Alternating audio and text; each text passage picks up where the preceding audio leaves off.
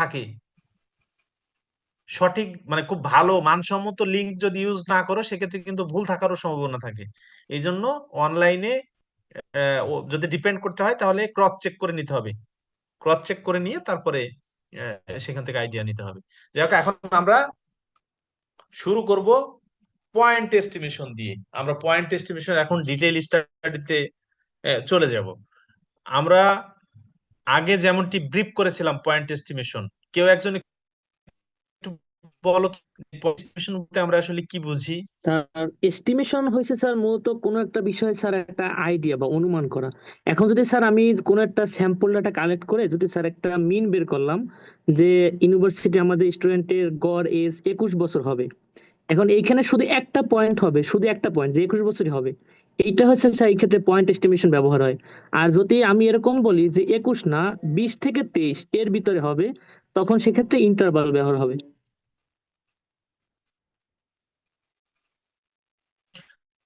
আচ্ছা, আমরা শিখলাম যে স্ট্যাটিস্টিক্যাল এর ক্ষেত্রে মূল ব্যাপারটা হলো কোন পপুলেশন ক্যারেক্টারিস্টিক্স কে যখন আমরা ইনফার করতে চাই অথবা আইডিয়া দিতে চাই, তখন আমাদের কি করতে হয়, যে পপুলেশনের ক্যারেক্টারিস্টিক্স নিয়ে আমরা আইডিয়া দিতে চাই অথবা ইনফার করতে চাই সেই পপুলেশন থেকে একটা র্যান্ডম স্যাম্পল ড্র করতে হবে।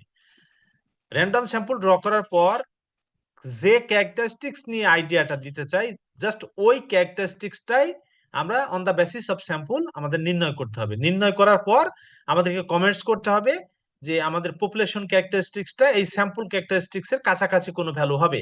যেমনটি তুমি এক্সাম্পল দিয়েছো যে বরিশাল বিশ্ববিদ্যালয়ের যে ছাত্রছাত্রী আছে তাদের এভারেজ এজ, এভারেজ এজ কত। তো পপুলেশন যদি আমরা কনসিডার করি তাহলে আমাদের সকল স্টুডেন্টকে কনসিডার করতে হবে। তো এই সকল স্টুডেন্ট কনসিডার যদি আমরা করতে চাই, এখানে সময়ের ব্যাপার আছে, অর্থের ব্যাপার আছে, কমপ্লিট লিস্টের ব্যাপার আছে, আবার অ্যাভেলেবিলিটিরও ব্যাপার আছে। সব সময় তুমি চাইলেই সব ছাত্রের কাছাকাছি পৌঁছাইতে পারবে না। সুতরাং এইটা আমাদের কমপ্লিকেসি তৈরি হয়। এই কাজটাই আমরা তখন একটা র্যান্ডম স্যাম্পল অর্থাৎ রিপ্রেজেন্টেটিভ পার্ট নিয়ে সার্ভে এই কাজটা করতে পারে। ধরো স্যাম্পল মিন বরিশাল ইউনিভার্সিটির ছাত্রদের গড় এজের যে মিন স্যাম্পল মিন সেটা আমরা পাইলাম 21 বছর। তাহলে আমরা এখন কমেন্টস করতে পারি যে বরিশাল বিশ্ববিদ্যালয়ে যদি সমস্ত ছাত্রকেও কনসিডার করা হয় তাহলে গড়টা 21 বছরের কাছাকাছি কিছু একটা হবে। এমন হবে না যে স্যাম্পলে তুমি 21 পেয়েছো বাট পপুলেশন এটা 30 হয়ে গেল, এরকম হওয়ার সুযোগ খুবই কম। যদি যদি স্যাম্পলটা রিপ্রেজেন্টেটিভ হয় তাহলে পপুলেশন ক্যারেক্টারিস্টিক্সটা স্যাম্পল ক্যারেক্টারিস্টিক্স এর খুব ক্লোজ হবে। আর যদি স্যাম্পলটা পারফেসিভ হয় অর্থাৎ র্যান্ডম না হয়ে পারফেসিভ যদি হয়, সেই ক্ষেত্রে রেজাল্ট ভ্যালিড হওয়ার সম্ভাবনা কমে আসবে। কোন একজন স্টুডেন্ট যদি মাস্টার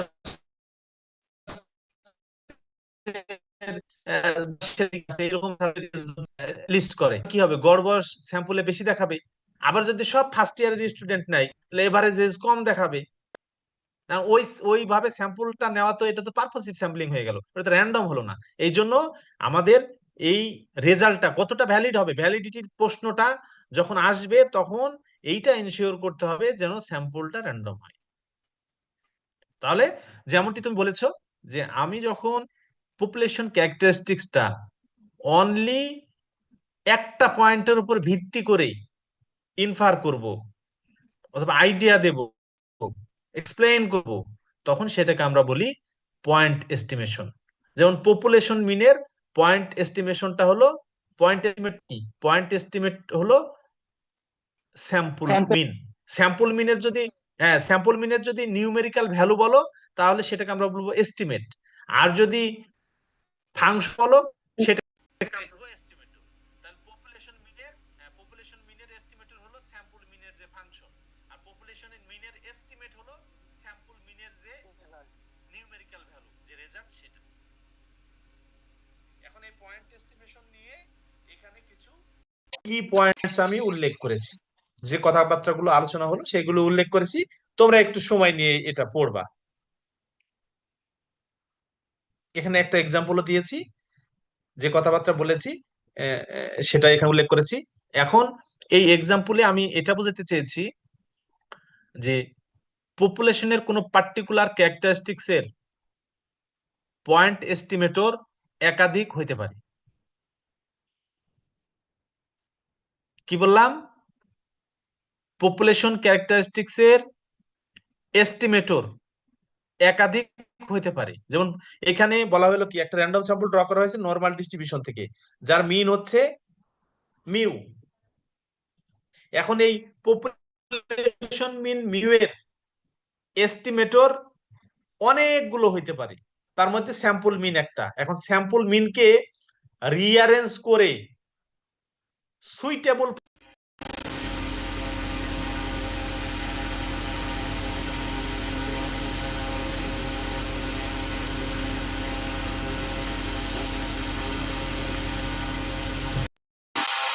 এস্টিমেশন টেকনিক অ্যাপ্লাই করে দেখেছো। যখন নরমাল ডিস্ট্রিবিউশন স্টাডি করেছো তখন নরমাল ডিস্ট্রিবিউশনের মডেল প্যারামিটার যখন এস্টিমেট করেছো তখন কি পেয়েছো, যে প্যারামিটারটাকে এস্টিমেট করতে চেয়েছো ওইটার সাপেক্ষে ডিফারেন্সিয়েশন করে সেটা 0 দিয়ে রিপ্লেস করে বলেছো নরমাল ইকুয়েশন। অর্থাৎ নরমাল ডিস্ট্রিবিউশনের দুটো প্যারামিটার, তোমরা দুটো নরমাল ইকুয়েশন পেয়েছো।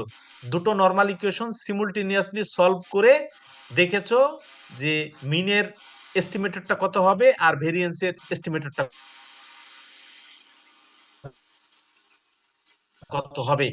মিনের এস্টিমেটর পেয়েছো সামরি বাই এন, এইটা ছিল আনবায়াসড এস্টিমেটর যার ভেরিয়েন্স ছিল মিনিমাম। সুতরাং নরমাল ডিস্ট্রিবিউশনের পপুলেশন মিন মিউ এর থেকে ভালো পয়েন্ট এস্টিমেটর হলো স্যাম্পল মিন। হয়তো অনেকগুলো এস্টিমেটর ডিফাইন করা যাবে, বাট কোনো এস্টিমেটরই এই স্যাম্পল মিনের থেকে ভালো হবে না। হইতে পারে যে ইকুয়ালি ইফেক্টেড, বাট স্যাম্পল মিনের থেকে ভালো এরকম কোনো এস্টিমেটর এই ক্ষেত্রে ডিফাইন করার সুযোগ নাই। কারণ আমরা maximum likelihood estimation technique apply করে দেখেছি যে পপুলেশন মিন মিউ এর এস্টিমেটরটা যদি স্যাম্পল মিন হয় তখন আমাদের যে লাইকলিহুড ফাংশন সেটা ম্যাক্সিমাম হয়। কথা বুঝে আসছে? জি স্যার। ওকে।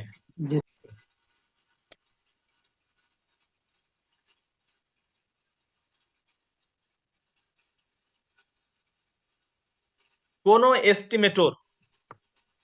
এস্টিমেটরের প্রত্যাশিত মান যদি প্যারামিটারের সমান হয় তখন আমরা সেই এস্টিমেটরকে বলি আনবায়াসড এস্টিমেটর। কি বলেছি? যে কোন এস্টিমেটর, এই এস্টিমেটরের প্রত্যাশিত মান যদি এক্সপেক্টেড ভ্যালু যদি প্যারামিটারের সমান হয় তখন সেটাকে আমরা বলি আনবায়াসড এস্টিমেটর। যেমন স্যাম্পলিং ডিস্ট্রিবিউশন কোর্সটা যখন তোমরা পড়েছো তখন দেখেছো এক্সপেকটেশন অফ এক্স বার সমান পপুলেশন মিন মিউ। সুতরাং স্যাম্পল মিন পপুলেশন মিনের আনবায়াসড এস্টিমেটর। এখন প্র্যাকটিক্যাল লাইফ অ্যাপ্লিকেশনে অনেক সময় এরকম পাওয়া যায় যে এস্টিমেটরের এক্সপেকটেশনটা প্যারামিটারের সমান হচ্ছে না, but very close, but exactly not same. তখন ওইটাকে আমরা বলি বায়াসড এস্টিমেটর। তাহলে এই বায়াস এস্টিমেটরের কতখানি বায়াস, এই বায়াস ফ্যাক্টরটা বের করতে হয় ওই এস্টিমেটরের এক্সপেকটেশন থেকে যদি প্যারামিটারটা বাদ দেওয়া হয় তাহলে যেটুকু থাকে সেটাই হলো বায়াস। এই এই যে এখানে বলা হয়েছে কি যে থিটা একটা এস্টিমেটর, এই থিটা এস্টিমেটরের প্রত্যাশিত মান কত, এক্সপেকটেশন অফ থিটা হ্যাট। এই expectation of theta hat minus theta, theta হলো প্যারামিটার, এই দুটোর ডিফারেন্স হলো বায়াস টার্ম, এবং সেটাকে আমি ডিফাইন করছি বি অফ থিটা হ্যাট দিয়ে। এখন যদি কোনো এস্টিমেটর আনবায়াসড হয় তার মানে এক্সপেকটেশন অফ থিটা হ্যাট সমান যদি থিটা হয় তা থিটা মাইনাস থিটা 0 হয়ে যাবে, বায়াস হয়ে যাবে 0। আনবায়াসড এস্টিমেটরের বায়াস হলো 0। আর আমরা বায়াস কখন পাই, যখন একটা এস্টিমেটর আনবায়াসড না হয় তখনই ওই এস্টিমেটরের জন্য আমরা বায়াসটা নির্ণয় করতে পারি। এখন আসো যে আমরা যে পয়েন্ট এস্টিমেটর নিয়ে স্টাডি করলাম, এই পয়েন্ট এস্টিমেটরের যে properties of a point estimator or main characteristics of a point estimator কয়টি? এইটা প্রধানত 4টি। এই 4টির বাইরে আরো কয়েকটি আছে, কিন্তু এই 4টি মূলত আমরা স্টাডি করি। Properties of A point estimator হচ্ছে 4টি, এই 4টি মূলত স্টাডি করি। এর বাইরেও আরো দুই একটা আছে যেগুলো আমরা পরবর্তীতে স্টাডি করব। যার প্রথমটি হলো কি আনবায়াসনেস, প্রথমটি হলো আনবায়াসনেস, দ্বিতীয়টি হলো কনসিস্টেন্সি, 3 নম্বর হলো ইফিসিয়েন্সি, 4 নম্বর হচ্ছে সাফিসিয়েন্সি। এখন আসো আমরা প্রথমটি একটু স্টাডি করি।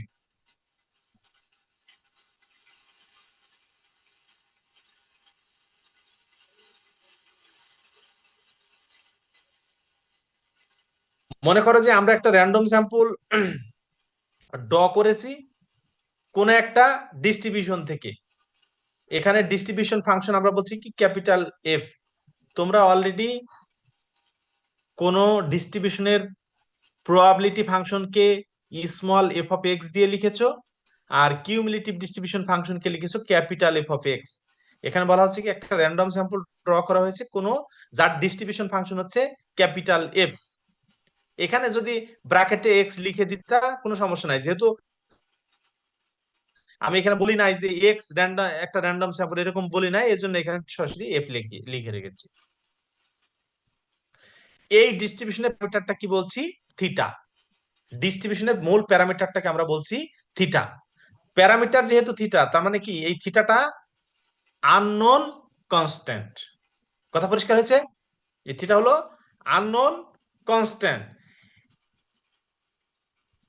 এখন কোন একটা এস্টিমেটর, যেটাকে আমরা বলছি থিটা হ্যাট, এইটাকে এই থিটার আনবায়াসড এস্টিমেটর বলা হবে যদি এক্সপেকটেশন অফ থিটা হ্যাট সমান থিটা হয়।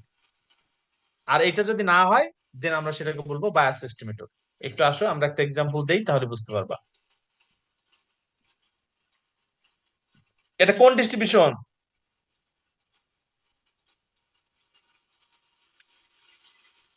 Exponential. Sir exponential exponential family. হ্যাঁ, এক্সপোনেনশিয়াল ডিস্ট্রিবিউশন বাবা, এটা ফ্যামিলি না, এটা exponential probability density function exponential ডিস্ট্রিবিউশনের। কি বলা হচ্ছে? একটা র্যান্ডম স্যাম্পল ড্র করা হয়েছে যার সাইজ হলো এন। এই র্যান্ডম স্যাম্পলটা কোন ডিস্ট্রিবিউশন থেকে ড্র করা হয়েছে? এক্সপোনেনশিয়াল ডিস্ট্রিবিউশন থেকে ড্র করা হয়েছে। এক্সপোনেনশিয়াল ডিস্ট্রিবিউশনের মিন কত আর ভেরিয়েন্স কত মনে আছে? নির্ণয় করেছো তোমরা না?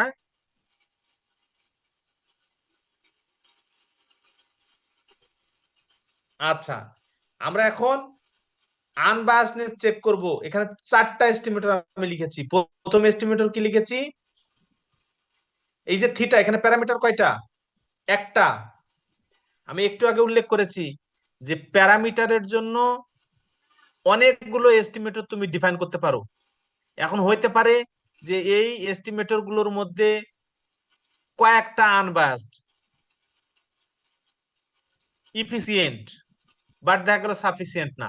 ওই যে 4টা প্রপার্টিজের কথা যেটা আমরা বলছি, আনবায়াসড, কনসিস্টেন্সি, ইফিসিয়েন্সি আর সাফিসিয়েন্ট, এই 4টা প্রপার্টি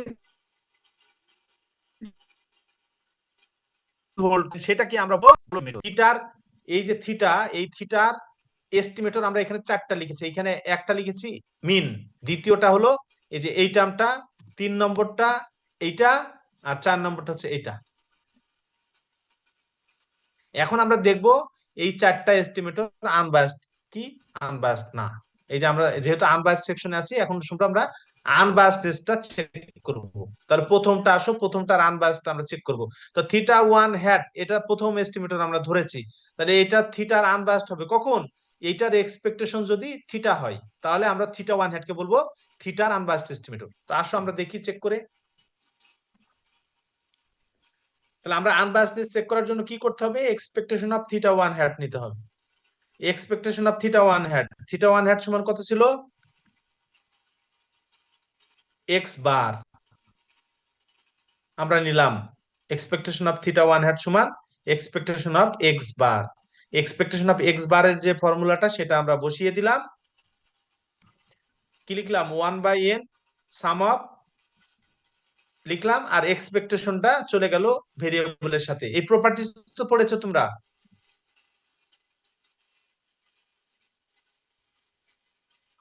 যোগের এক্সপেকটেশন আর এক্সপেকটেশন নিয়ে যদি আলাদা করে যোগ করো, এটা তোমরা এক্সপেকটেশনের যে প্রপার্টিজ আছে ম্যাথমেটিক্যাল প্রপার্টিজ সেটাতে শিখেছো। এলিমেন্টস অফ প্রবাবিলিটিতে এইগুলো শিখেছো। প্রপার্টি, প্রপার্টি ছিল, এগুলা সেখানে শিখেছো। এখন আসো, এই আমরা পাইলাম expectation of theta one hat, আমরা এই টার্মটা পাইলাম। এখন আমার দরকার এক্সআই কোন ডিস্ট্রিবিউশন ফলো করে, আমাদের প্রবলেমে বলা আছে এক্সপোনেনশিয়াল ডিস্ট্রিবিউশন ফলো করে। সুতরাং এক্সপেকটেশন অফ এক্স এর ফর্মুলাটা কি? Integration of x f of x dx. দেখো তো এক্সপেকটেশন অফ এক্স এর এই ফর্মুলাটা বুঝতে পারো কি? জি স্যার। হ্যাঁ, এটা তোমরা অলরেডি শিখেছো। তাহলে আমরা এক্স লিখলাম আর এখানে এফ অফ এক্স এর মানটা বসাই দিলাম, তার সাথে থাকলো ডিএক্স। তো এটা যদি ইন্টিগ্রেশন করো, ইন্টিগ্রেশন করে এই জিরো আর ইনফিনিটি ভ্যালুটা যদি সেট করো, এটা তুমি পাবা থিটা। এটা আর আমি 2 লাইন ক্যালকুলেশন হবে, এটা করে দেইনি, বাসায় বসে এই গ্যাপটা পূরণ করে নিবা। ঠিক আছে? ইন্টিগ্রেশন করলে থিটা আসবে। এখন এক্সপেকটেশন অফ এক্স সমান পাইলা থিটা। তো এই এক্সপেকটেশন এক্স যদি থিটা হয়, সামটা তখন থিটার সাথে থাকবে। তো থিটা যেহেতু কনস্ট্যান্ট হয়ে গেল, তাহলে সাম যদি কোনো কনস্ট্যান্টের সাথে যায়, তো এই এন দিয়ে গুণ হয়ে যাবে, নিচেও এন আছে আর উপরেও এন থাকবে। তার মানে এটা সমান কত পাইলাম আমরা? থিটা। এই যে আমার যেহেতু অবজারভেশন গুলো আইআইডি ছিল এবং এক্সপেকটেশন অফ এক্স আই সমান থিটা, সুতরাং আমি এইটা সমান 1/n সাম, এই যে এখানে মানটা বসাই দিলাম থিটা। এখন এই এন এন ক্যান্সেল আউট হয়ে থাকলো থিটা। তাহলে আমরা থিটা ওয়ান হ্যাট কে কি ধরনের এস্টিমেটর বলবো? থিটার আনবায়াসড এস্টিমেটর। যেহেতু expectation of theta one hat আমরা থিটা পেলাম, এই জন্য থিটা ওয়ান হ্যাট কে আমরা বলবো থিটার আনবায়াসড এস্টিমেটর। 2 নম্বর করি, থিটা টু হ্যাট এর ফর্মুলা আমরা এটা দিয়ে রেখেছিলাম। তো এটা আসো, এখন এক্সপেকটেশন নেই, এক্সপেকটেশন নিলে নরমালি এটা ভেরিয়েবলের সাথে চলে গেল। আর আমরা একটু আগেই নির্ণয় করলাম এক্সপেকটেশন অফ এক্স আই সমান থিটা। থিটা যদি বসায় দাও, থিটা তখন কনস্ট্যান্ট হয়ে গেল, থিটাটা বামে চলে আসলো। তো থিটা বামে আসলো আর বামে এই টার্মটা আছে, তখন থাকলো কি sum of i. Sum of i, তো sum of i i is equal to 1 to n। এটা এই সিরিজটা কি হয়? সিরিজটা 1 প্লাস 2 ন্যাচারাল নাম্বারের যোগ, 1 থেকে n পর্যন্ত যোগ। 1 থেকে n পর্যন্ত যোগের ফর্মুলা কোনটা? এটা না, n ইনটু n প্লাস 1/2। ঠিক আছে? এটা জি স্যার। দেখো এই টার্মের সাথে এই টার্মটা ক্যান্সেল আউট হয়ে যাচ্ছে, আলটিমেট থাকছে কি থিটা। সুতরাং থিটা টু হ্যাটও এই থিটার আনবায়াসড এস্টিমেটর। ঠিক আছে? 3 নম্বরটা তোমাদের জন্য অ্যাসাইনমেন্ট দিয়েছি। কেন অ্যাসাইনমেন্ট দিয়েছি একটু বলি। এইখানে দেখো আই স্কোয়ার, ওই এক্সপেকটেশন অফ এক্স আই নিলে থিটা বামে চলে আসবে, আর এখানে থাকবে আই স্কোয়ার, তার মানে 1 square plus 2 square plus dot up to plus N square. Square টার্মের যোগফল, তার ফর্মুলাটা কত? এই যে এখানে যেটা আছে তার উল্টাটা। তার মানে এটাও ক্যান্সেল আউট হয়ে থিটা থাকবে, এটাও আনবায়াসড পাবা তোমরা। ঠিক আছে? জি স্যার। এখন এই থিটা ফোর হ্যাট, এটা হলো minimum of x1 x2 two xn। এইটার জন্য অর্ডার স্ট্যাটিস্টিকের আইডিয়াটা প্রয়োজন হবে। এখন অর্ডার স্ট্যাটিস্টিকের আইডিয়াটা তোমাদের ক্লিয়ার কাট আছে কিনা? থার্ড ইয়ারে যারা আছো তাদের অর্ডার স্ট্যাটিস্টিক্স পড়া হয়ে গেছে। এখন সেকেন্ড ইয়ারে যারা আছো তারা কি পড়েছো অর্ডার স্ট্যাটিস্টিক্স? না স্যার। তোমাদের কবে অর্ডার স্ট্যাটিস্টিক্স কোর্সটি?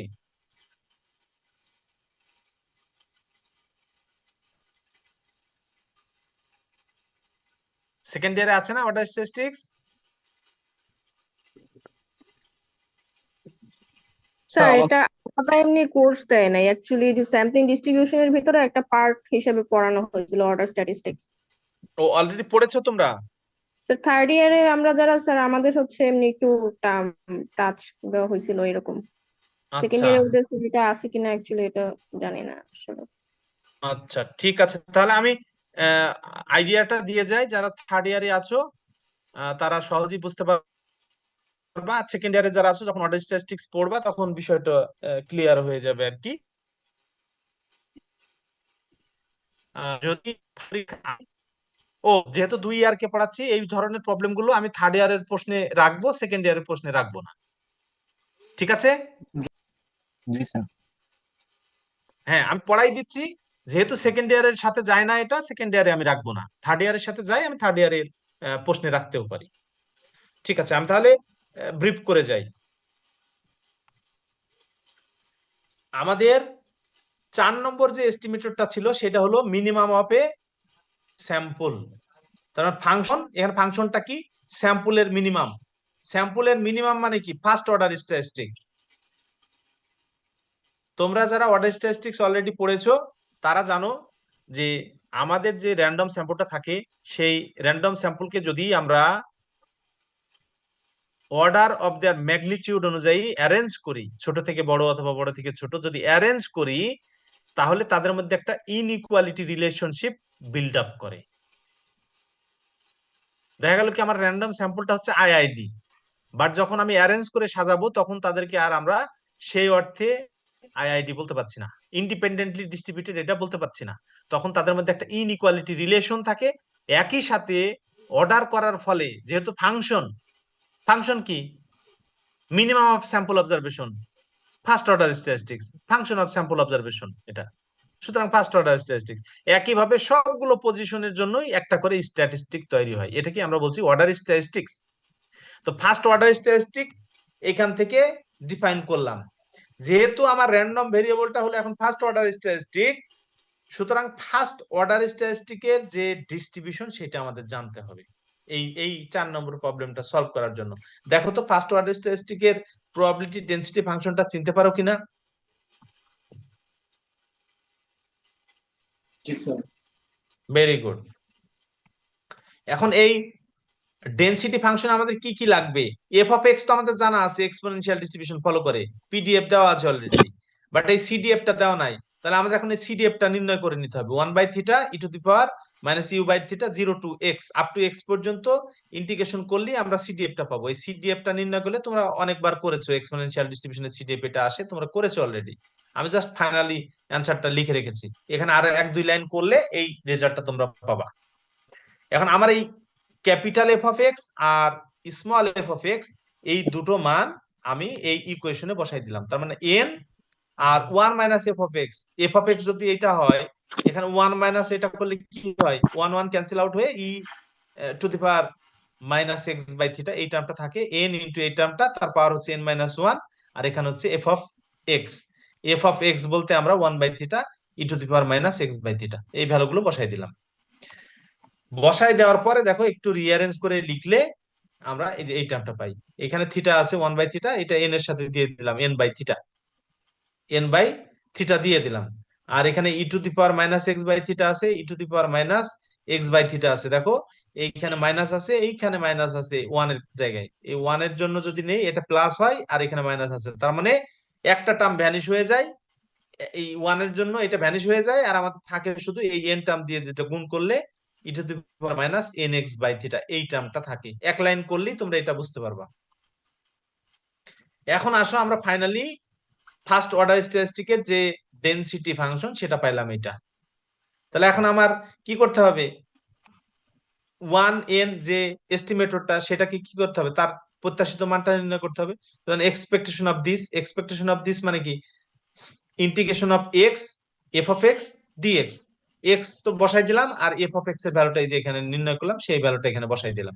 বসাই দিয়ে জাস্ট ইন্টিগ্রেশন করলে আমরা এটা পাবো থিটা বাই এন।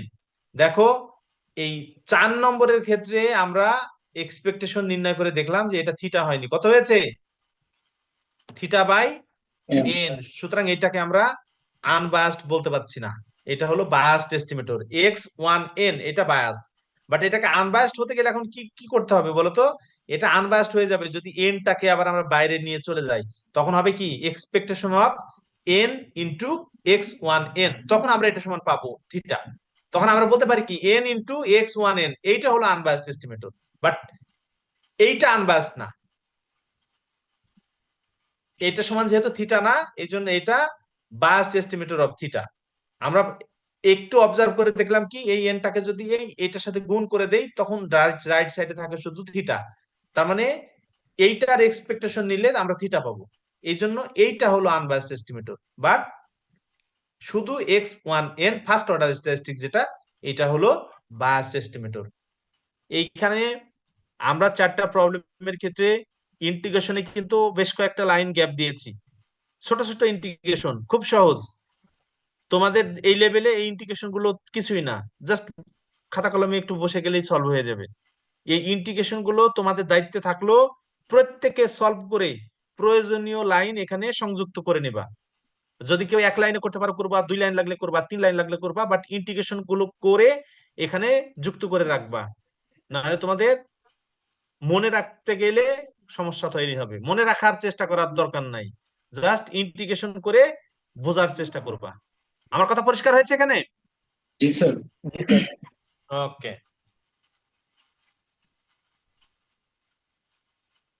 আমরা আর একটা প্রবলেম দেখবো আনবায়াসড এস্টিমেটরের জন্য। এখানে একটা র্যান্ডম স্যাম্পল ড্র করা হয়েছে। এটি কোন ডিস্ট্রিবিউশন? এটিও এক্সপোনেনশিয়াল ডিস্ট্রিবিউশন, বাট আগে প্যারামিটার ছিল থিটা, এখন প্যারামিটার বলেছি থিটা প্লাস 1। আমাদের এই ডিস্ট্রিবিউশনের জন্য বলছে কি, একটা আনবায়াসড এস্টিমেটর নির্ণয় করো। একটা আনবায়াসড এস্টিমেটর খুঁজে বের করতে হবে যে আনবায়াসড এস্টিমেটরটা কত হবে বলে, এখানে আগে থেকে আমরা ডিফাইন করে দেইনি। এখানে বলাই হয়েছে তুমি আনবায়াসড এস্টিমেটরটা ডিফাইন করো। আনবায়াসড এস্টিমেটর ডিফাইন করতে গেলে কি করতে হবে? তোমাকে এক্সপেকটেশন অফ এক্স নির্ণয় করতে হবে। তো এক্সপেকটেশন অফ এক্স নির্ণয় করো, x f of x dx. একইভাবে এইটা যদি এই এখানে বসাও, বসায় যদি ইন্টিগ্রেশন করো, সেক্ষেত্রে তুমি পাবা থিটা প্লাস 1। তুমি এক্সপেকটেশন অফ এক্স সমান পাইলা কত? থিটা প্লাস, এখন আসো এক্সপেকটেশন অফ এক্স বার সমান কত? এক্সপেকটেশন অফ এক্স বার সমান expectation of sum of x by 1/n টাকে বাইরে নিয়ে চলে যাও, আর এক্সপেকটেশনটা থাকলো এক্স এর সাথে।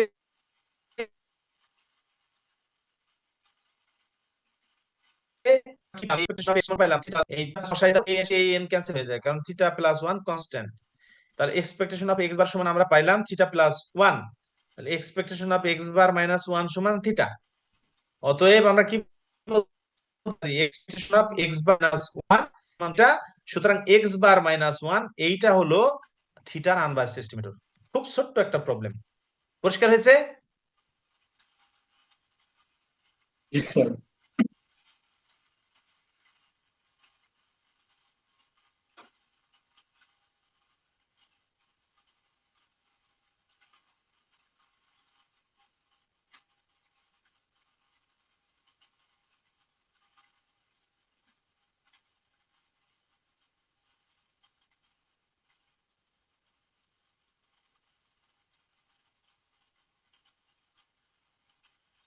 আমরা এখন মিন স্কোয়ার ইরর, একটা এস্টিমেটরের মিন স্কোয়ার ইরর, সেইটা নিয়ে একটু আইডিয়া গেইন করব। আমরা একটা এস্টিমেটর কয় ধরনের হতে পারে শিখলাম। শিখলাম যে এস্টিমেটরটা আনবায়াসড হতে পারে, আবার বায়াসড হতে পারে। যদি কোনো এস্টিমেটর আনবায়াসড হয়, তাহলে এই মিন স্কোয়ার ইররটা হলো ওই এস্টিমেটরের ভেরিয়েন্সের সমান। আর যদি এস্টিমেটরটা বায়াসড হয়, তাহলে মিন স্কোয়ার এরর হলো ওই এস্টিমেটরের ভেরিয়েন্স, আর সাথে যুক্ত হবে বায়াস টার্ম, যেটা সেই বায়াস টার্মের স্কোয়ার। আমি একটু রেজাল্টটা একটু দেখাই। এই যে এটা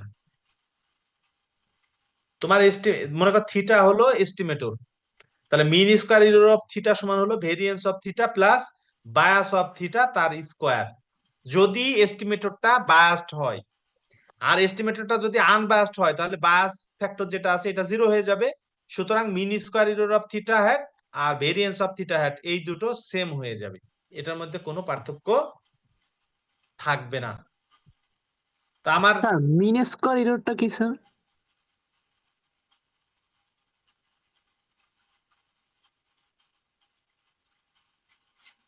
আমরা ভেরিয়েন্স সম্বন্ধে আমাদের আইডিয়া আছে জি স্যার। কি বলতো? স্যার ভেরিয়েন্স এটা সাধারণত বোঝা যায় স্যার আমাদের যে মিন থেকে ডেটাগুলো কিভাবে ছড়িয়ে রয়েছে একটা ডিস্ট্রিবিউশনের, অর্থাৎ কোনো বিস্তৃতি বোঝায় একটা যেটা। ডেটা সেটের সেন্টার থেকে অন্যান্য অবজারভেশন গুলো অন এভারেজ কতটা ডিস্টেন্সে আছে সেটাই তো নির্ণয় করে, তাই তো? জি স্যার, জি আর স্যার। এখানে কাজটা হলো কি, এখানে আমরা কিন্তু র্যান্ডম, তুমি যে ভেরিয়েন্সের জন্য যেটা বলছো এক্স ডেটা সেট, আমার এই ডেটা সেটটা কিন্তু স্ট্যাটিস্টিক, খেয়াল করেছো? এস্টিমেটর, হ্যাঁ, এস্টিমেটর মানে জি কি? Sir. Function of sample observation. G sir, G sir. Estimator, এই এস্টিমেটরের যে ভেরিয়েন্স সেটা কি আমরা বলছি মিন স্কয়ার এরর। অর্থাৎ স্যাম্পলিং ডিস্ট্রিবিউশনে তোমরা কি শিখেছো? স্ট্যান্ডার্ড এরর শিখেছো না? Yes, sir. স্যার আমরা হ্যাঁ, তো সেকেন্ড ইয়ার, স্যার আমরা ওইটা শিখি ও নাই। আচ্ছা আচ্ছা, এই মিন স্কয়ার এররটা হলো কি, যে এস্টিমেটরের যে ভেরিয়েন্স, হ্যাঁ, এটা তো variance, expectation of theta hat minus theta square, variance. এইটা হলো মিন স্কয়ার এরর দিয়ে লেখা হয়েছে এই জন্য যে যদি আমার এই এস্টিমেটরটা আনবায়াসড হয় তাহলে এই মিন স্কয়ার এরর আর ভেরিয়েন্স এইটার মধ্যে কোনো পার্থক্য নাই, এইটাই স্ট্যান্ডার্ড এরর হয়ে যাবে। আর যদি এস্টিমেটরটা বায়াসড হয় সেক্ষেত্রে ওই ভেরিয়েন্সের সাথে বায়াস টার্মের স্কয়ারটা যুক্ত হবে। এই মিন স্কয়ার এরর দিয়ে কি নির্ণয় করা হয়? এই মিন স্কয়ার এরর দিয়ে নির্ণয় করা হয় যে যদি কোনো পপুলেশন থেকে স্যাম্পল ড্র করা হয় তাহলে আমি যে এস্টিমেটর গুলো পাবো সেই এস্টিমেটর গুলো প্যারামিটার থেকে অন এভারেজ ডিস্টেন্সটা কত হবে, প্যারামিটার থেকে এস্টিমেটর গুলোর এভারেজ ডিস্টেন্স। আর তোমরা যে ভেরিয়েন্স পড়েছো সেটা কি সেন্টার ভ্যালু থেকে অবজারভেশনস গুলোর এভারেজ ডিস্টেন্স। ওখানে দুটো টার্ম তোমরা পড়েছো, ভেরিয়েন্স পড়েছো, স্ট্যান্ডার্ড ডেভিয়েশন পড়েছো। কেউ একজন একটু ব্যাখ্যা করতে পারো যে ভেরিয়েন্স পড়ার পরে আবার স্ট্যান্ডার্ড ডেভিয়েশন কেন পড়া লাগলো? স্যার এইখানে স্যার ভেরিয়েন্সে স্যার আমরা যে স্যার মানে মিন থেকে যে ডেটাগুলোর দূরত্ব এভারেজে স্কোয়ারে বের করি, যে কারণে আমরা স্যার এক্সাক্ট এককটা পাইনি। যখন আমরা ওইটাকে স্যার যখন স্ট্যান্ডার্ড ডেভিয়েশন যাব তখন আমরা এক্সাক্ট এককটা পাই, এবং ওইটা থেকে আরো বুঝতে আমাদের সুবিধা হয় যে ডাটাগুলো কতটা বিস্তৃত ভেরি আছে। গুড। এখানে মূল প্রবলেমটা হলো আমাদের আমাদের যখন এককটা স্কোয়ারে আসে অর্থাৎ কেজি স্কোয়ার, মিটার স্কোয়ার, টাকা স্কোয়ার, এইটা দিয়ে আমরা কিছু বুঝি না। বুঝতে হলে মূল এককে ফিরতে হবে, হয় টাকা হতে হতে হবে অথবা কেজি হতে হবে। আর মূল এককে ফিরতে গেলে তখন আমাদের এটা একটা স্কোয়ার, এই স্কোয়ার রুটটাই আমরা বলছি কি স্ট্যান্ডার্ড ডেভিয়েশন। এই স্ট্যান্ডার্ড ডেভিয়েশনটা নির্ণয় করা হয় তোমার রেজাল্টকে এক্সপ্লেইন করার জন্য। অর্থাৎ তোমরা এটা খেয়াল করেছো যে বেসিক স্ট্যাটিস্টিক্সে ভেরিয়েন্সের একটা ভ্যালু দিয়ে যদি এক্সপ্লেইন করতে বলা হয়েছে তখন তোমরা কি করেছো, এক্সপ্লেইন করার স্বার্থে ভেরিয়েন্সটাকে আগে স্ট্যান্ডার্ড ডেভিয়েশনে কনভার্ট করেছো, অর্থাৎ মূল এককে কনভার্ট করেছো, দেন তুমি ইন্টারপ্রিট করেছো। অর্থাৎ ভেরিয়েন্স আমি বলে দিলাম একটা ডেটা সেটের, মনে করো হাইটের ভেরিয়েন্স হচ্ছে 25, হ্যাঁ, হাইটের ভেরিয়েন্স 25, এটা ইন্টারপ্রিটেশন করতে হলে তোমাকে আগে স্ট্যান্ডার্ড ডেভিয়েশনে যেতে হবে, সেটা হলো 5। তখন তোমাকে তুমি বলতে পারবা যে সেন্টার ভ্যালু থেকে এভারেজ ডেভিয়েশন, হ্যাঁ, এজের যে এভারেজ ডেভিয়েশন সেটা হলো 5, তাই তো? জি স্যার। হ্যাঁ, কিন্তু তুমি যদি বলো যে এভারেজ ডেভিয়েশন 25 সেটা কিন্তু হবে না, ওটা কিন্তু স্কোয়ার নাম্বার, স্কোয়ার ইউনিটে আছে। ওকে, ভেরি গুড। এই ভেরিয়েন্স আর বায়াসের যে রিলেশনশিপ, জাস্ট এই যে এইটা লিখেছি, এখান থেকে আমি কি করেছি, থিটা হ্যাট আছে এখানে, এই থিটা মানে এই থিটা হ্যাটের এক্সপেকটেশনের দুটো টার্ম, একটা মাইনাস আর একটা প্লাস এখানে যুক্ত করেছি প্রমাণের স্বার্থে, দিয়ে এটাকে দুটো পার্টে ভাগ করেছি, এটা একটা পার্ট, এটা একটা পার্ট। তখন আমার ফর্মুলা দাঁড়িয়েছে এ প্লাস বি হোল স্কয়ার, এই এ প্লাস বি হোল স্কয়ারের ফর্মুলাটা লিখেছি। আর এখানে এক্সপেকটেশন নিলে এটা তো অলরেডি কনস্ট্যান্ট আছে, এটার সাথে যখন আবার এক্সপেকটেশন যাবে দেখো এটা জিরো হয়ে যায়, অর্থাৎ ক্রস প্রোডাক্ট টার্মটা জিরো হয়ে যায়, আমার থাকে শুধু দুটো টার্ম। এই দুটো টার্মের একটা হলো ভেরিয়েন্স, একটা হলো ভেরিয়েন্স আর আরেকটা হলো বায়াস। সুতরাং আমার এই থিটা হ্যাট এটা যদি আনবায়াসড হয়, বায়াস টার্মটা জিরো হয়ে গেলে মিন স্কয়ার অফ থিটা হ্যাট সমান ভেরিয়েন্স থাকবে, আর যদি এটা বায়াস হয় তাহলে ভেরিয়েন্সের সাথে বায়াস টার্মের স্কয়ারটা যুক্ত হবে। এটা হলো, আশা করি খুব সহজেই বুঝতে পারবা। আর যদি এর থেকে সহজ করে লিখতে চাও লিখে ফেলুন, সমস্যা নাই। আমরা এটা কিন্তু আরো সহজেও প্রমাণটা করতে পারি, এই প্রমাণটা আরো সহজে করা যায়। এই যে আরেকটা প্রমাণ তোমাদের জন্য রেখেছি, এই যে ভেরিয়েন্স অফ এক্স এর ফর্মুলাটা তোমরা জানো, ভেরিয়েন্স অফ এক্স সমান কত, expectation of x square minus expectation of x whole square, এই ফর্মুলাটা তোমরা জানো। এখন এক্স কে আমরা থিটা হ্যাট মাইনাস থিটা এটা দিয়ে যদি রিপ্লেস করি, এক্স কে থিটা হ্যাট মাইনাস থিটা এটা দিয়ে যদি রিপ্লেস করি, তাহলে দেখো এক্সপেকটেশন অফ এই যে এখানে থিটা হ্যাট মাইনাস থিটা এটা দিয়ে রিপ্লেস করলে এটার স্কোয়ার হচ্ছে, তার মানে এটা হলো mean square error of theta hat. তার মানে আমরা এইটা এক্স কে যদি এটা দিয়ে রিপ্লেস করি, এটা তখন হয়ে যায় mean square error of theta hat. আর এখানে ভেরিয়েন্স অফ কত, এই যেটা, তা এইখানে কত থাকে, ভেরিয়েন্স অফ এই যে থিটা হ্যাট মাইনাস থিটা, আর এইখানে হলো expectation of theta hat minus theta তার স্কোয়ার। অর্থাৎ কি কি দাঁড়াইলো, এই ভেরিয়েন্স অফ থিটা টার্ম বা টার্মের যেভাবে তোমাদের ভালো লাগে করো, সমস্যা নাই। আর একটা প্রবলেম আমি তোমাদেরকে দেব, এই যে এই প্রবলেমটা এখানে একটা এক্সাম্পল দিয়েছি। এইখানে আমরা একটা এস্টিমেটর বলছি বিটা হ্যাট, যেটা হচ্ছে minimum of x1 x2 xn, এটা x1n। এখন আমাদের দেখতে হবে কি যে এটা বায়াসড নাকি আনবায়াসড, এর মিন স্কোয়ার ইরোরটা কত হবে, বিটা হ্যাটের মিন স্কোয়ার ইরোরটা কত হবে সেটা নির্ণয় করতে হবে। প্রবলেমটা করে দেওয়া আছে, থার্ড ইয়ারের স্টুডেন্টের জন্য এই অ্যাসাইনমেন্টটা থাকলো যে তারা এই প্রবলেমটা সলভ করবে। এখানে করে দেওয়া আছে, জাস্ট বুঝতে পারছো কিনা এটাই হলো কাজ। ঠিক আছে স্যার। হ্যাঁ, এইটা একেবারেই ডিটেল না, ওই কয়েক লাইনের গ্যাপ আছে, এইটা বাসায় বসে বোঝার চেষ্টা করবা। যদি কেউ একজন প্রেজেন্ট করতে চাও আমাকে বলতে পারো, তাহলে আমি তাকে প্রেজেন্ট করার সুযোগ দেব। ঠিক আছে স্যার। কে বলো, কে প্রেজেন্ট করবা? স্যার জানাবো আপনাকে, আমরা কথা বলবো। ঠিক আছে। আচ্ছা ঠিক আছে, তাহলে তোমরা একজন নির্ধারণ করো যে কে প্রেজেন্ট করবা, এটা এটা তোমাদের বাসায় কাজ থাকলে এটা বাসায় বসে বোঝার চেষ্টা করবা। তাহলে আজকে আমি এই কনসিস্টেন্সির আগ পর্যন্ত রাখি। ঠিক আছে স্যার। বুঝতে অসুবিধা হয়েছে কি কোথাও? যদি বুঝতে অসুবিধা হয়ে থাকে তাহলে একটু উল্লেখ করো, সেখানে আমি একটু ব্যাক করি। না স্যার, আশা করি সমস্যা হয় না। ইনশাল্লাহ সমস্যা হবে না। আমি লেকচার এখনই আপলোড করে দেবো, 5-7 মিনিটের মধ্যে আপলোড করে দেবো। তোমরা কিছুক্ষণ একটু পরেই কথা বলতে চাচ্ছিলাম স্যার। বলো। স্যার আমরা আসলে থার্ড ইয়ারে পড়লেও আমাদের হচ্ছে অর্ডার স্ট্যাটিস্টিক্স এ স্যার অনেক কিছু গ্যাপ আছে। এর কারণ হচ্ছে স্যার আহ, ওই যে জুলাইয়ের আন্দোলনে স্যার হচ্ছে কিছুদিন আমাদের তো ক্লাস অফ গেছিল, এরপরে স্যার ওই কোর্সটা হচ্ছে লাস্টে আমাদের একটা শীট প্রোভাইড করা হয়েছিল। আমরা স্যার অতটা ভালোভাবে স্যার এই টপিকটা আমরা আসলে পারি না বা বুঝি না, হয়তোবা দুই একজন জানতে পারে বা বুঝতে পারে। সো স্যার আপনি যদি একটু আপনাদের টাচ দিতেন এই টপিকটা সম্বন্ধে, তাইলে হচ্ছে স্যার আমরাও বুঝতাম আর কি ভালোভাবে। আচ্ছা ঠিক আছে, সমস্যা নাই তাহলে। আমাদেরও তো একটু সমস্যা হচ্ছে স্যার, এটা হচ্ছে লজ্জা, লজ্জা নাকি বললাম স্যার আসলে। না না, ঠিক আছে, অবশ্যই অবশ্যই, যদি সমস্যা আসলে হলে স্যার তো আমাকে শিখতে চাই বলবা। আমরাও।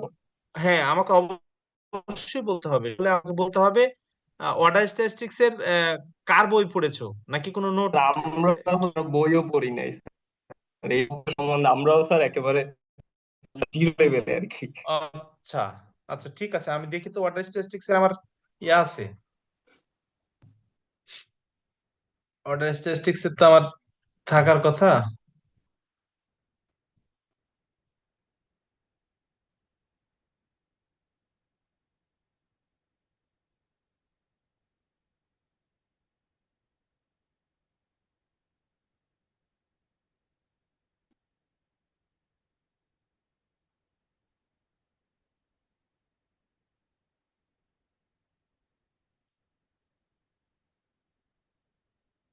অর্ডার স্ট্যাটিস্টিক্স, আচ্ছা আমার কাছে অর্ডার স্ট্যাটিস্টিক্স এর কমপ্লিট একটা নোট আমি করেছি, আমার কাছে একটা লেকচার নোট আছে। হ্যাঁ, এখন তোমাদের কতটুকু পড়াবো এটা হলো একটা ফ্যাক্ট।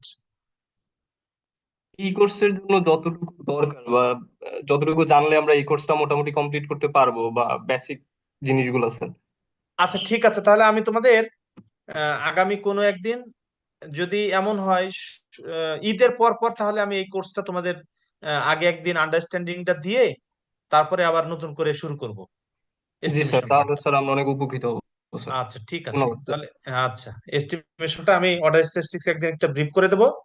আর আগামী বৃহস্পতিবার তোমাদের ইনশাআল্লাহ test of hypothesis 3 number class নিয়ে নেব। নিলে মোটামুটি আমাদের 5টা ক্লাস হয়ে যায়। আর ঈদের পরে হয়তো আরো কিছুদিন সময় পাবো, ওখানে যদি 4-5টা ক্লাস নিয়ে নিতে পারি মিড টার্মের জন্য যথেষ্ট কন্টেন্টস হয়ে যাবে, কোনো সমস্যা নাই। তোমাদের লেকচার মোটামুটি কয়টা করে হয় কোর্সগুলোতে?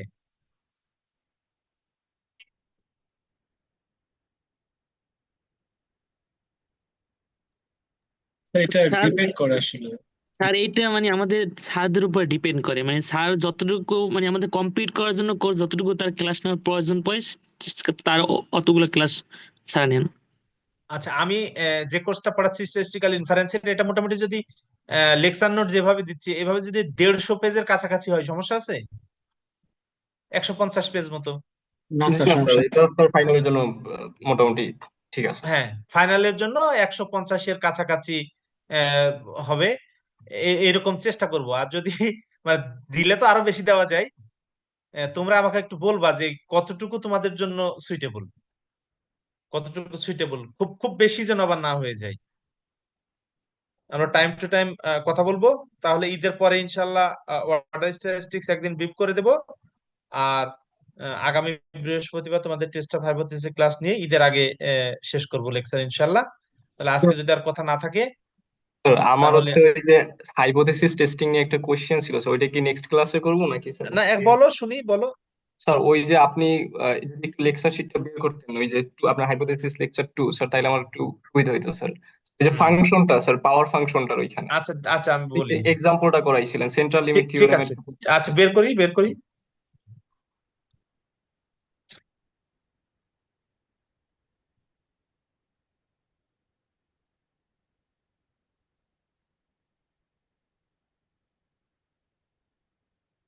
স্যার এইখানে হচ্ছে ওই যে স্যার ফার্স্ট এক্সাম্পলটা, স্যার আমরা তো বলো। ভ্যারিয়েন্স তো স্যার আমাদের নোনই, আর হচ্ছে স্যাম্পল সাইজটা দেখা যাচ্ছে 10, স্যার আমরা কিন্তু জেড স্ট্যাটিস্টিকটা কেন করলাম না? আবার বলো, বলো, আমি স্ট্যাটিস্টিক আচ্ছা আমি আর একটু বুঝে নি কি প্রশ্ন। এই এই আমাদের, প্রবলেমটার জন্য বলছো, এই প্রবলেমটার জি জন্য? জি জি জি জি জি স্যার। হ্যাঁ, এখন বলো। স্যার আমাদের তো এখানে ভ্যারিয়েন্সটা নোন, স্যার আমাদের একটা টেস্ট স্ট্যাটিস্টিক করতে হবে না, হাইপোথেসিস টেস্টিং করতেছি স্যার, আমরা ওই জেড স্ট্যাটিস্টিকটা কেন করলাম না? এখানে কি করলাম আমরা? স্যার ওই যে এখানে মানে স্যার সেদিন হচ্ছে সেন্ট্রাল লিমিট থিওরেম নিয়ে একটু কথা বলছিলাম, ওইটাই স্যার একটু ঘুরে গেছি আর কি প্রবলেমটা। আচ্ছা ঠিক আছে, ঠিক আছে, আমি একটু বলি। আমাদের প্রশ্নটা খেয়াল করো। আমাদের কিন্তু প্রবাবিলিটি অফ টাইপ 1 এরর আর প্রবাবিলিটি অফ টাইপ 2 এরর, অর্থাৎ আলফা আর বিটা, এই দুটো টার্ম আমি নির্ণয় করার কথা বলেছি নাকি? আমরা কিন্তু এখানে টেস্ট কন্ডাক্ট করছি না সরাসরি। আমরা কি করছি, নাল হাইপোথিসিস রিজেক্ট নাকি অ্যাকসেপ্ট ওই ডিসিশনে যাচ্ছি না। আমরা কি করছি, আমাদের সাইজ অফ দা টেস্ট অর্থাৎ level of significance, probability of type 1 error আর প্রবাবিলিটি অফ টাইপ 2 এরর, এই দুটো নির্ণয় করছি। আমরা যদি টেস্ট করলে তো জেড টেস্টই করতাম, যেহেতু ভেরিয়েন্স জানা আছে। আমরা তো টেস্ট করছি না সরাসরি, আমরা তো এখানে লেভেল অফ সিগনিফিকেন্স আর বিটা, ওই দুটোর মান নির্ণয় করতে বলা হয়েছে। দেখো এই যে প্রবলেমটা ভালো করে পড়ো,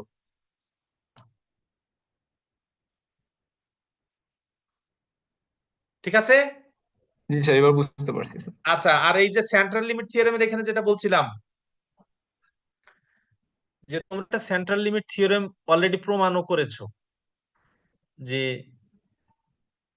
পপুলেশন ডিস্ট্রিবিউশন যাই হোক না কেন, অর্থাৎ পপুলেশন ডিস্ট্রিবিউশন ধরো পয়সন, এখন পয়সন ডিস্ট্রিবিউশন থেকে যদি তুমি স্যাম্পল নাও, পয়সন ডিস্ট্রিবিউশন থেকে যদি স্যাম্পল নাও, ধরো 100 স্যাম্পল নিলা, তাহলে স্যাম্পল মিন কয়টা পাবা 100 স্যাম্পলের জন্য? 100টাই পাবো স্যার। এই 100টা স্যাম্পল মিনের ডিস্ট্রিবিউশনটা তুমি নরমাল পাবা।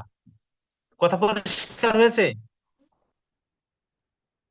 প্যারেন্ট পপুলেশন হচ্ছে পয়সন, বাট পয়সন ডিস্ট্রিবিউশন থেকে যখন তুমি একটা স্যাম্পল নিচ্ছ, ওই 100 স্যাম্পল ধরো নাও, 100 স্যাম্পল নিলে মিন পাবা 100টা। এই 100টা মিনের যে ডিস্ট্রিবিউশন, এই 100টা মিনের ডিস্ট্রিবিউশন দেখবা অ্যাপ্রক্সিমেটলি নরমাল হবে, তখন আর পয়সন থাকবে না। স্যার এই যে স্যাম্পলটা আমরা নিচ্ছি, এটা কি কোনো লিমিটেশন মানে মিনিমাম ন্যূনতম কোনো হচ্ছে আছে যে আমরা এই কয়টার মিনিমাম নিতে হবে? এইটা হলো সেন্ট্রাল লিমিট থিওরেমে বলা আছে, এন যদি লার্জ হয়, এন যদি লার্জ হয়, দেন স্যাম্পল মিনের ডিস্ট্রিবিউশনটা অ্যাপ্রক্সিমেটলি নরমাল হবে। এখন এন লার্জ বলতে আমরা কি বুঝি? আমরা স্টাডি করে দেখেছি, তোমরাও স্টাডি করে দেখেছো, স্যাম্পল ওই যে সাইজটা যদি 30 অথবা বেশি হয় 30, তাহলে আমার ওই ডিস্ট্রিবিউশনটা নর্মালের দিকে টেন্ড করে। নর্মাল আর পয়সনের রিলেশন কি তোমরা পড়েছো? Normal binomial, binomial normal, exponential normal, gamma normal, এরকম রিলেশন পড়েছো না অনেক? জি টিপ স্যার। থেকে নর্মাল, কাই থেকে নর্মাল।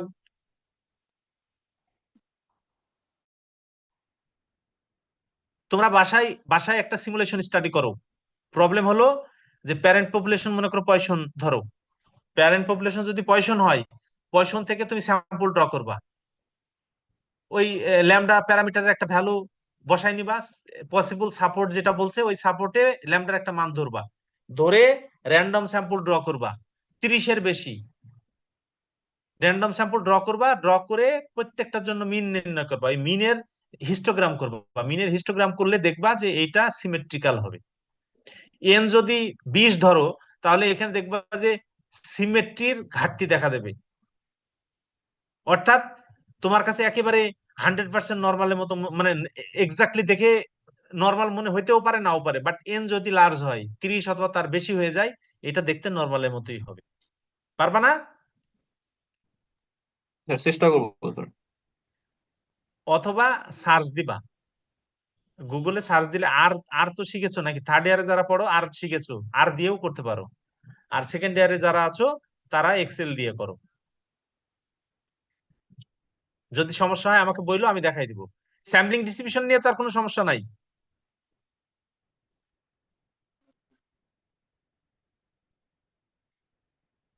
স্যাম্পলিং ডিস্ট্রিবিউশন নিয়ে কিছু সমস্যা আছে? আচ্ছা, স্যাম্পলিং ডিস্ট্রিবিউশন নিয়ে সমস্যা থাকলে সেখানেও একদিন কথা বলা যাবে, সমস্যা না, আমাকে জানাবা। আমার এই যে সমস্যাগুলো আসবে ওই জায়গাগুলো আমি প্রয়োজন হলে 1-2 দিন করে তোমার সাথে কথা বলে দেন আমার লেকচার শুরু করব, সমস্যা নাই। তাহলে আজকে আর কিছু? না স্যার, ধন্যবাদ। ঠিক আছে, সবাই ভালো থাকো, নেক্সট ক্লাসে কথা হবে ইনশাল্লাহ। আসসালামু আসসালামু আলাইকুম আলাইকুম। স্যার। ওয়ালাইকুম আসসালাম।